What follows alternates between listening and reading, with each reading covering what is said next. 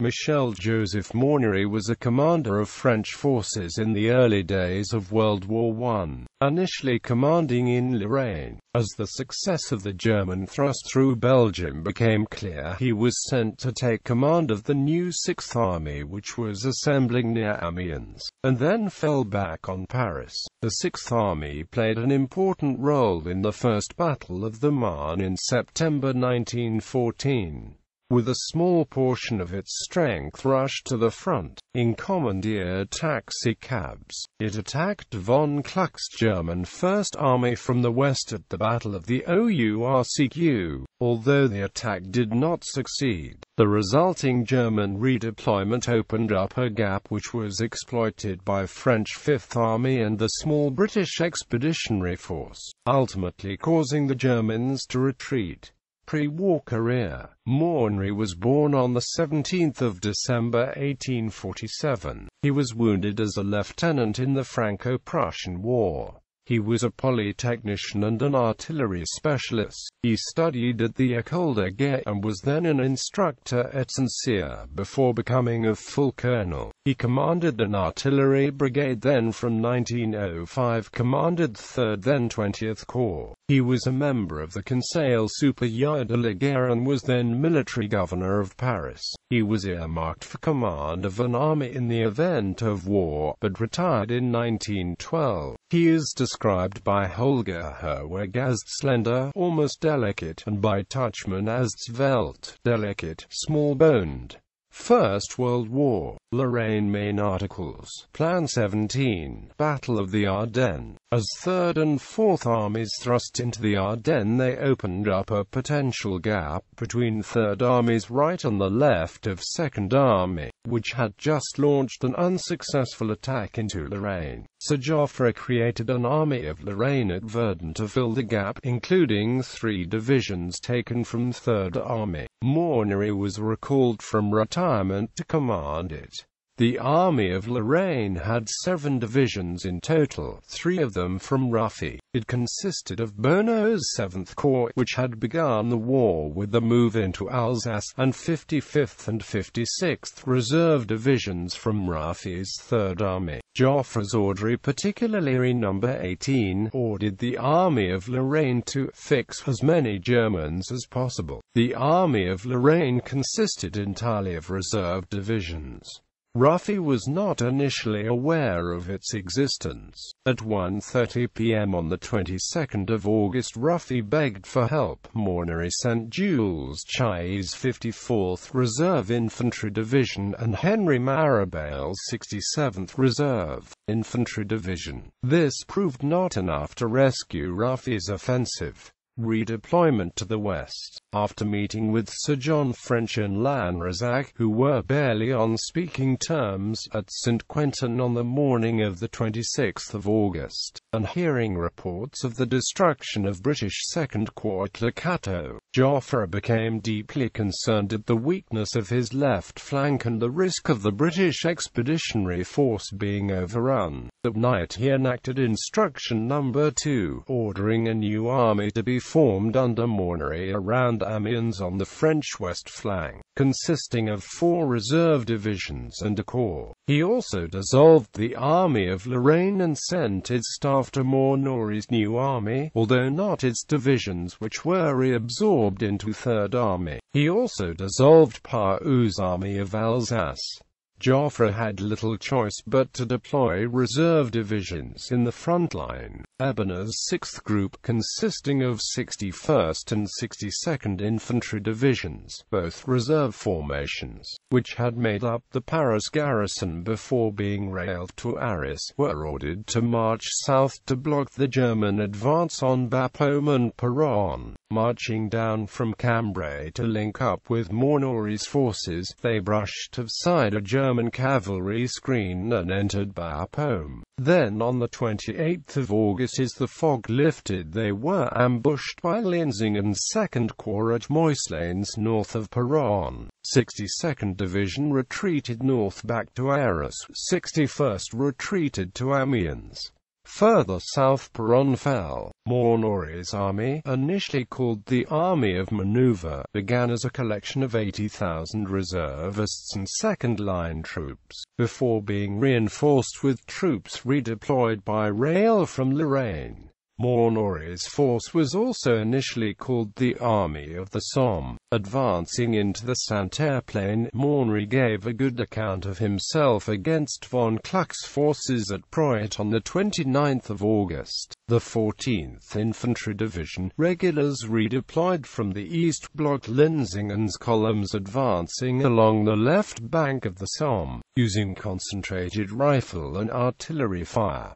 However, they were unable to block the Germans advancing from Peronne for long. Spears read that Maunoury was able to fall back behind the river Avre because of the Battle of Guise. On the 1st of September, with French forces falling back, Joffre vetoed Maunoury's proposal to attack the Germans near Compiègne and instead ordered him to fall back, cover Paris and make contact with Gallieni, military governor. Planning the counterattack, Maunoury's Sixth Army, as it was now called, had 7th Corps, 3 reserve divisions and 45th Division from North Africa, plus Ebene's 61st and 62nd Reserve Divisions. 4th Corps was detraining in Paris on the 3rd of September to join Maunoury. In 62nd Reserve Division, 4 out of the 6 colonels and lieutenant colonels, and a similar proportion of the battalion commanders had been killed or wounded, replaced by a few reserve sub-lieutenants. The reserve divisions contained men from Lorraine, Auvergne, Brittany and the Charente. In a handwritten note responding to a request for information, Joffre recommended to Gallieni that part of General Maunoury's active forces strike east against the German right wing. Joffre's orders at this stage did not specify a date or time for the attack,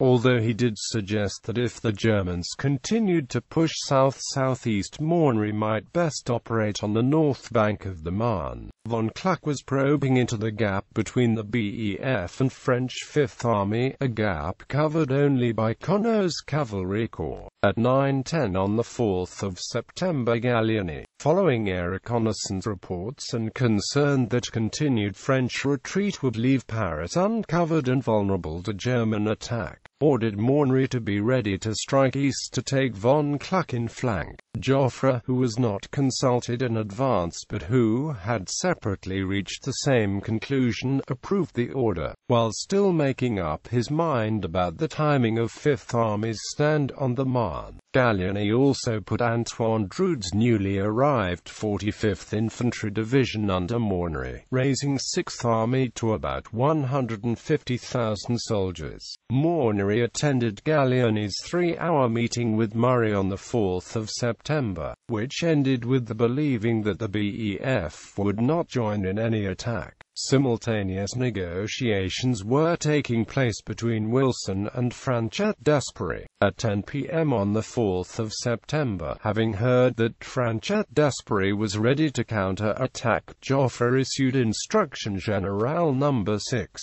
fixing the date of the counter-attack for the 7th of September. As part of a general Allied offensive, Maunoury was to cross the Ourcq in the direction of Château-Thierry. At Gallieni's urging, Joffre brought the date of the attack forward to the 6th of September, as Maunoury would already be heavily engaged by then, a move which Joffre would later regret. Battle of the Ourcq. Maunoury attacks main article. First Battle of the Marne. Sixth Army marched out from Paris on the morning of the 5th of September. Maunoury was to take up positions northeast of Meaux and was due to attack the next day along the north bank of the Marne. Instead, fighting began at 1300 on the 5th of September, in an area where French cavalry had encountered no Germans whilst scouting, but which had since been occupied by German 4th Reserve Corps, whose commander decided to attack on his own initiative. During the night the Germans withdrew to the east, but von Kluck, commander of German First Army, shifted further forces up to face Maunoury's army. Kluck had 2 IV, 3rd and 9th Corps south of the Marne. By the 5th of September, Sixth Army consisted of 150,000 men. Frederick Vautier's 7th Corps, Henry de Lamas's 5th Group, Charles Ebener's 6th Group, Brigade Chasseur, Jean-François Saudet's Cavalry Corps and Antoine Drude's 45th Division. Together with the BEF, Maunoury had 191 battalions and 942 guns against von Kluck's 128 battalions and 748 guns.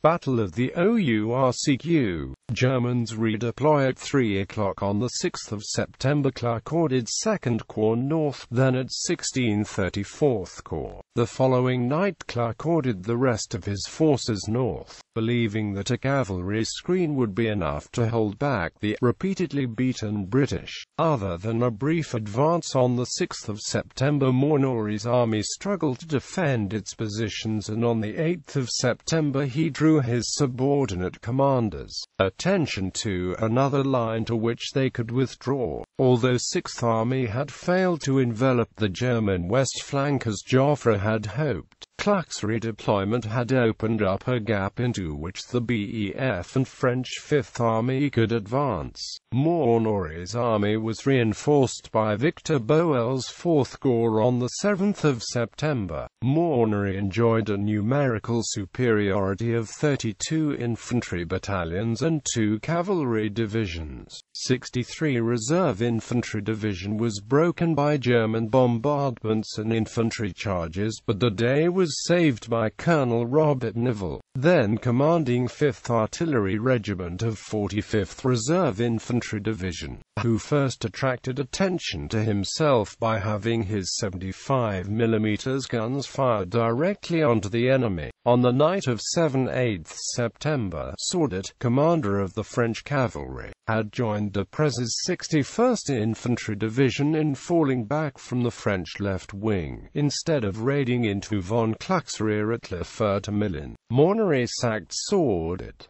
By time of the Battle of the Ourcq, Maunoury had been strengthened by Trintignant's 7th Infantry Division. Much of the division's infantry, artillery and staff have left Paris by train and truck on night of 7/8 September. Gallieni sent 103 and 104 infantry regiments by taxicab. Police commandeered 1,200 black Renault cabs and shuttled 500 of them from Les Invalides west to Gagny, where each picked up 4 or 5 soldiers, then drove to Nanteuil-les-Meaux overnight.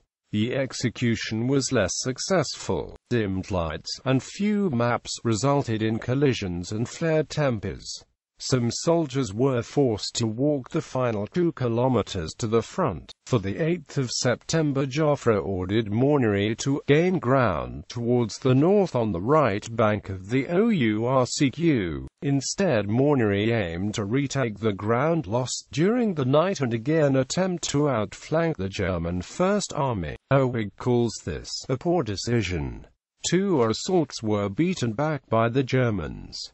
It was very hot and food and water ran short. Late on the day, sensing von Kluck's imminent counterattack, Gallieni urged Maunoury to hold his ground with all your energy. Maunoury informed Joffre that his decimated and exhausted troops were holding the positions. By the evening of the 8th of September, Rudolf von Lepel's brigade, marching southwest from Brussels, aimed to take Maunoury's left flank. Battle of the Ourcq. Germans break off, Allies advance. By the 9th of September, Lepel was engaging Maunoury's left flank at Baron, northwest of Nanteuil-le-Foudoin. During the fighting on the Ourcq and aware of the BEF advance from aviators reports, Lt. Colonel Hensch of the German General Staff, concerned at the threat faced by Bülow's Second Army further south, ordered the battle broken off. Von Kluck was not concerned about the BEF, which he thought could be held off by 2 German cavalry corps, and thought that German First Army was about to turn Maunoury's left flank, and was dumbfounded to be ordered to retreat. On the evening of the 9th of September, with the Germans withdrawing and the BEF crossing the Marne, Joffre was not yet willing to announce victory and instead sent the War Minister a message praising Maunoury's Sixth Army for defending Paris.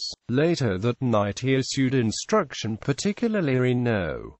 20 ordering a general advance. Sixth Army, resting its right on the Ourcq, was to try to envelop the Germans from the west. Eugene Bridaux's 5th Cavalry Corps was set to play a key role.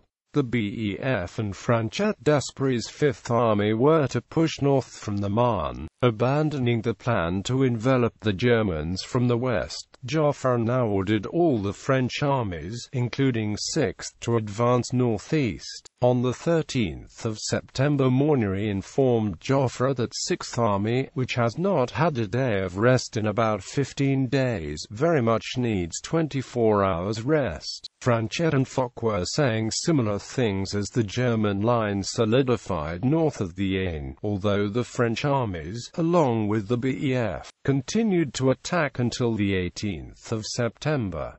Later war. Early in 1915, 6th Army was holding the front from Soissons to north of Compiègne, with 2nd Army on its left and Sarrel's 5th Army on its right. All these armies fired diversionary barrages before the offensives in the Argonne, Lorraine and the Vosges. 6th Army also launched a diversionary offensive north of Soissons and the Aisne, into solid defensive ground where the Germans had halted the retreat in September 1914, commanded by Joffre's former staff officer Henri Berthelot. By the 14th of January, German counterattacks had pushed the French back behind their initial start lines, capturing almost as many French prisoners as the Germans suffered casualties. This debacle, so close to Paris, sparked the first political criticism of the army. War Minister Mitterrand rebuked Joffre, who rebuked Maunoury, who in turn passed the blame on to Berthelot, and there was an angry debate in the French Parliament, just reconvened after its return from Bordeaux. Maunoury himself was severely wounded by being shot through the eye by a German sniper and rendered partially blind while touring the front on 11 March 1915, thereby ending his active career.